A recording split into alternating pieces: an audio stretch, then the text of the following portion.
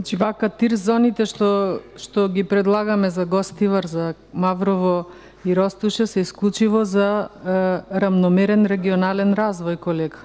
Во однос на тоа што сме зеле обврска за тирзовите, ние и ќе ја продолжевме таа обврска со на тамошна реализација доколку ја формиравме владата. Сега вие ја формиравте владата, треба да продолжите. Се на се, од вашиот говор сваќам дека не сте за вложување во развој на економијата, ниту претходно за во Гостивар, ниту за во Маврово. Во однос на бенефитот, значи бенефитот од тирзовите е исклучиво огромниот број на вработени и вклучениот огромен број на македонски компании како добавувачи на истите.